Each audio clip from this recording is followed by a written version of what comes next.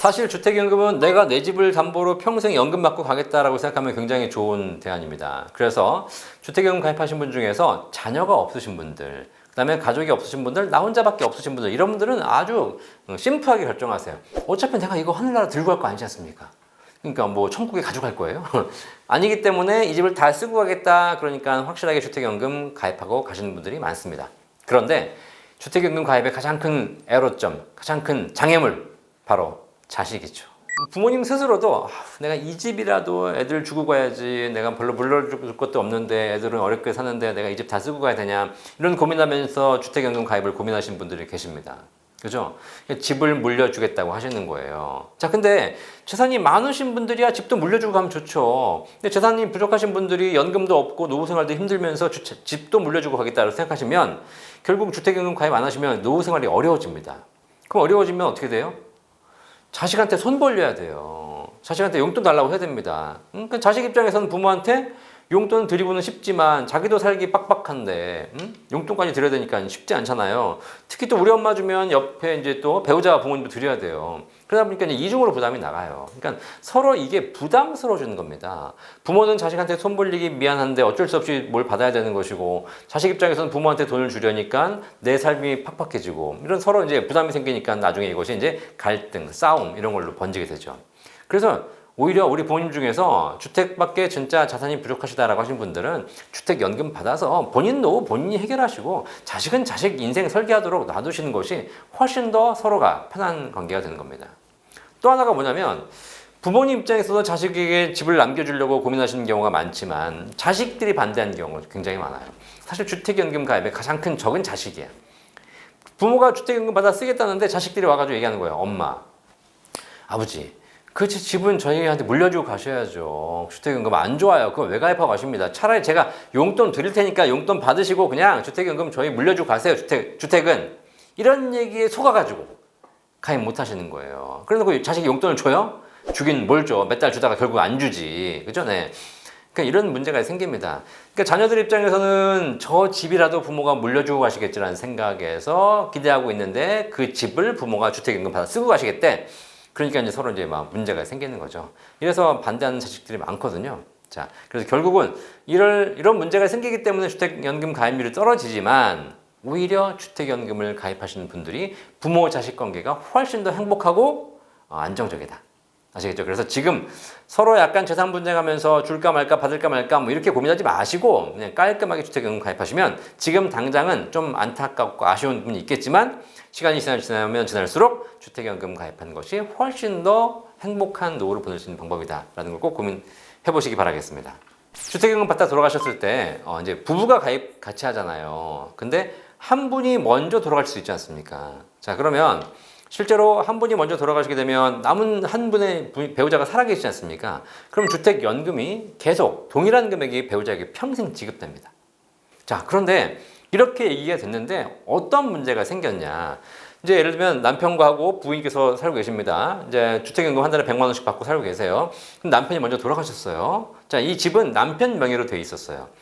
그렇기 때문에 명의자가 돌아가셨기 때문에 상속이 이루어지겠죠. 근데 주택금융공사에서 뭐라 그랬냐면 배우자에도 부인 평생에 동일하게 100만 원 연금 지급해 주겠다라고 얘기했습니다. 그러니까 우리 부인께서는 남편은 돌아가셨지만 100만 원 평생 연금 받을 거라고 생각하고 있는 것이죠. 자, 그런데 상속이 되면서 어떤 문제가 발생하냐? 자녀가 있잖아요. 자녀가 이 자산이 상속될 때는 배우자, 부인도 상속권이 있지만 자녀도 상속 지분이 있거든요. 이 상속 지분이 있는 자녀가 본인 지분을 주장하는 겁니다. 아버지가 돌아가셨는데 아버지 집도 제 일부도 있어요. 제 재산은 저한테 주세요. 라고 자녀가 주장하는 순간 상속 분쟁이 생기죠.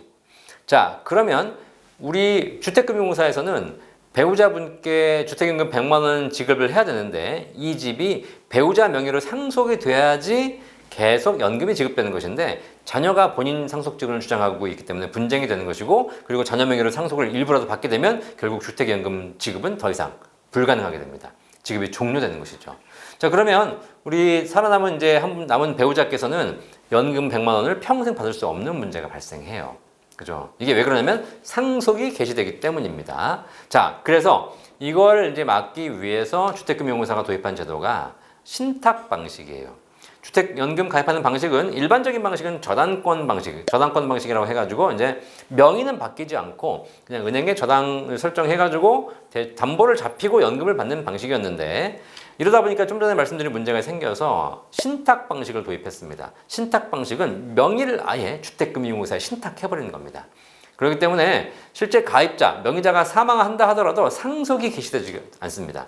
그래서 배우자의 평생의 주택금융공사가 지급을 하는 것이고, 그리고 마지막 이제 생존자, 배우자가 사망하시게 되면 그때 이제 상속이 개시되는 이런 구조로 가기 때문에 고민이 되신 분들은 신탁 방식을 한번 생각해 보시면 두 분 중에 누가 마지막으로 돌아가신다 하더라도 관계없이 주택연금을 평생 받을 수 있는 이런 상황이 가능하기 때문에 신탁 방식 한번 고민해 보시길 바라겠습니다.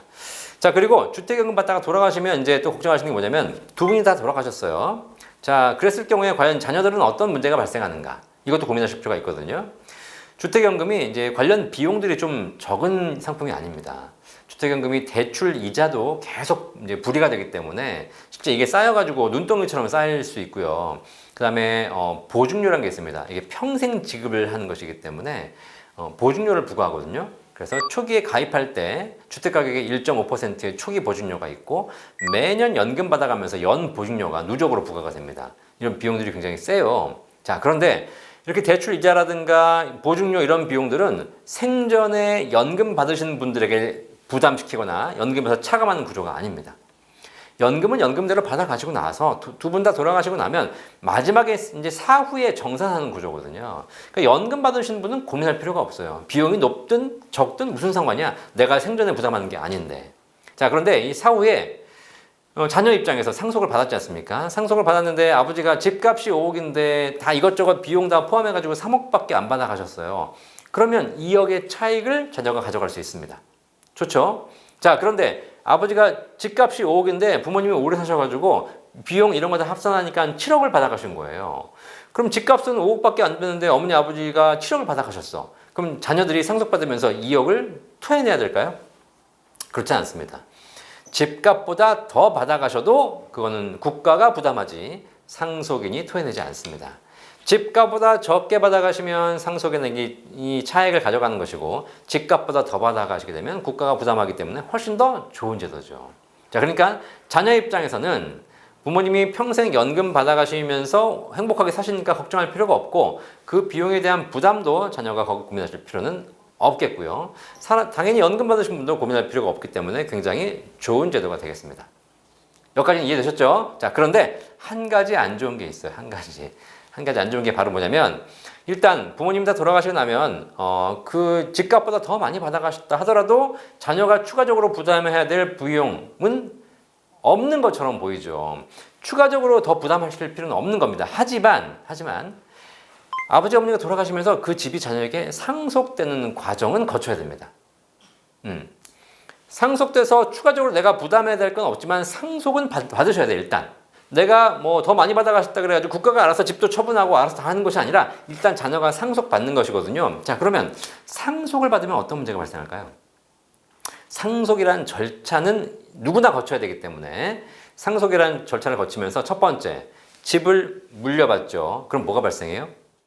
취득세가 발생합니다. 취득세. 집의 명의가 변경되기 때문에 취득세는 무조건 내셔야 돼요. 그 집이 설령 아버지 어머니가 다 쓰고 가신 담보 대출이 더 많이 끼어 있는 집이라 하더라도 취득세는 내셔야 됩니다. 취득세는 공시가격 기준으로 아마 나오게 될 겁니다. 자, 두 번째 뭐냐면 이 집을 물려받았기 때문에 상속세를 내야 됩니다. 근데 상속세를 내야 되는데 실제로 이 아버님께서 집을 오래 사셔가지고 대출을 많이 받아가신 거잖아요. 주택연금을 많이 받아가셨을 경우에는 상속세는 부과가 되지만 대부분 다 그 집이 전부 대출이지 않습니까? 이미 받아 쓰신 거잖아요. 차감하게 되면 상속세는 거의 발생을 하지 않겠죠. 하지만 명목상 상속재산으로 포함되기 때문에 상속세가 발생할 가능성이 없지는 않습니다. 또 하나, 최근에 지금 집값이 오르고 있죠. 자, 그러니까 뭐냐면 아버지가 주택연금 가입하실 때는 집값이 3억이었어요. 지금 집값이 6억이 된 거예요. 자, 그러면 자녀가 물려받습니다. 자, 그러면 3억짜리 집인데 6억이 됐잖아요. 뭐가 생기죠? 양도 차익이 생기죠. 이 집을 팔아야 되기 때문에 이 집을 팔게 되면 양도소득세가 추가로 발생될 수도 있습니다. 물론 1가구 1주택이고 그다음에 9억 원 미만의 주택에 대해서는 양도소득세가 발생하지 않기 때문에 거의 걱정하실 필요는 없습니다. 하지만 아버지가 알고 보니까 1가구 2주택자였어. 그렇죠? 뭐 3억짜리 집이 2개가 있었어.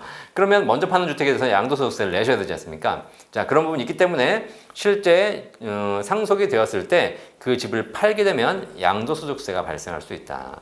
내가 안 팔고 국가가 알아서 파는 거 아닙니까? 라고 했지만 국가가 경매나 공매로 판다 하더라도 거기서 양도 차익이 생기면 그 양도소득세는 국가가 부담하는 것이 아니라 상속인이 부담해야 됩니다. 자, 그래서 실제로 이렇게 양도소득세나 상속세가 발생할 가능성은 거의 없고 큰 부분은 아니지만 상속이라는 절차가 개시되면서 그런 부분에 세금이 발생할 수 있기 때문에 우리가 이건 좀 생각해 보고 미리 준비하셔야 될 필요는 있을 것 같습니다. 자, 이렇게 오늘 주택연금 말씀드렸는데 많은 분들이 주택연금에 대해서 오해도 하고 계시고 그다음에 주택연금이 뭐 여러 가지 자녀들이 반대해가지고 가입을 좀 꺼리신 분도 계시고 또 집값이 변동하면서 좀 불안해하시는 분도 계실 겁니다. 그런데 이렇게 이것저것 다 따지면 연금 가입 못합니다. 만약에 자산이 많다면 다른 연금 먼저 받으시고 다른 자산 먼저 쓰시고 주택연금을 가입하지 않으셔도 됩니다. 하지만 우리나라는 부동산 자산 비중이 높고 내가 가지고 있는 자산이 부족하고 집밖에 없다면 결국 이 집을 담보로 연금 받아갈 수 있는 제도, 주택연금이라는 제도는 선진국에서도 찾아보기 쉽지 않은 제도고요. 우리나라처럼 이렇게 부동산 비중이 높은 나라에서 꼭 필요한 제도고 실제로 주택연금의 구조를 뜯어보면 국가가 지원하는 부분이 있습니다. 그러니까 만약에 내가 주택연금 가입 자격이 된다. 그러시면 연금을 받아 가시는 것이 평생에 도움될 것 같고요. 자식과의 관계도 굉장히 도움되는 것이다. 여러분이 주택을 가지고 연금을 받지 않으시면 여러분이 주택 가지고 지켜내셔야 됩니다. 힘들 거예요. 문제가 많이 생길 거고 분쟁이 많이 생길 겁니다. 하지만 주택연금을 받게 되시면 그 주택연금이 여러분을 평생 지켜드릴 거고 걱정 없이 돌아가시는 그날까지 내 집에서 살면서 연금 받으시다가 돌아가실 수 있을 겁니다. 주택연금 꼭 한번 검토해 보시기 바라겠습니다. 감사합니다.